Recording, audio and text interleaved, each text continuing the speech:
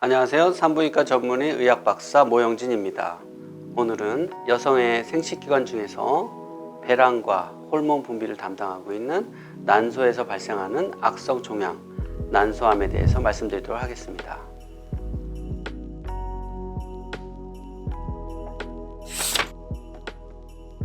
우리 몸의 모든 기관, 조직, 세포들에서는 암이 생길 수가 있는데요. 그 중에서 난소에 생기는 암을 난소암이라고 하는데, 단순히 난소에서만 생기는 암뿐만 아니라 주변에 있는 난관, 그리고 자궁 내막에서부터 주변 복막에 생기는 암들을 통틀어서 난소암이라고 합니다. 난소는 우리 몸에서 활동을 하고 있는데 숨겨져 있는 장기이죠. 그리고 외부에서 쉽게 접근이 되지가 않습니다. 그래서 수술적으로만 접근을 해야 되기 때문에 조기 진단이 굉장히 어렵습니다. 그러다 보니까 난소암은 사망률이 굉장히 높습니다. 국가암 등록 자료에 의하면 매년 2,500명 정도가 난소암 진단을 받고요. 10만 명당 6.5명 정도로 발병률은 적지만 사망률은 여성 부인암 중에서 가장 높습니다. 한 해에 난소암으로 인한 사망자가 1,200명 정도로 등록이 될 정도로 난소암에 대한 사망률이 굉장히 높으면서도 자궁 내막암과 더불어서 난소암의 발병률이 점차적으로 높아지고 있는 추세입니다. 주로 폐경 이후인 50대에서 70대 사이에서 난소암이 가장 많이 발병을 하는데요. 최근에는 30대에서도 높은 발병률을 보이고 있습니다. 난소암은 증상이 있어서 병원에 가게 되면 이미 진행된 경우가 대부분입니다. 왜냐하면 숨어있는 장기이고 난소암에 대한 증상이 특이적인 게 없기 때문에 그렇습니다.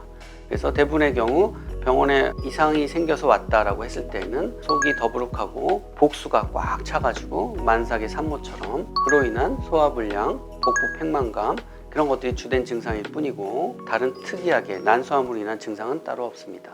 대부분의 경우는 진행된 3기와 4기로 진단을 받기 때문에 생존율이 매우 떨어집니다. 그래서 난소암은 조기 진단이 중요하지만 그걸 위한 진단 방법이 특별히 없다는 게 가장 큰 문제이죠.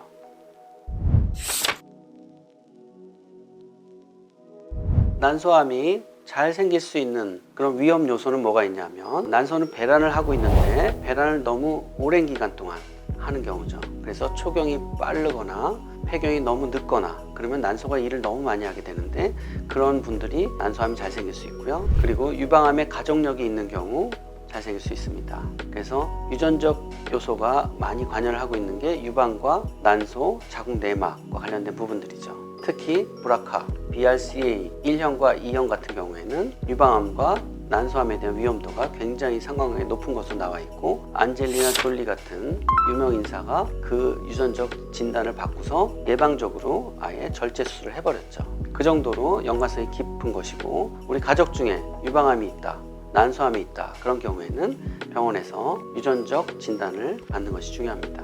그 다음에 출산을 안 했거나 모유 수유를 하지 않은 분들은 유방암이나 난소암에 걸릴 확률이 높다고 알려져 있습니다. 난소암은 발병 빈도는 낮지만 늦게 발견되는 경우가 많아서 치료 결과가 좋지 않은 것으로 알려져 있습니다. 그러나 조기에 어떤 변화를 감지할 수 있는 선별 검사 방법은 아주 쉽죠. 가까운 병원에 가서 초음파 검사와 난소암 위험도 혈액 검사를 하게 되면 얼마든지 조기에 스크리닝을 할 수가 있습니다. 그래서 난소암에 대한 위험도로부터 걱정하지 마시고 편안하게 일상생활 즐길 수 있도록 조기 선별 검사를 하시기를 권해드립니다.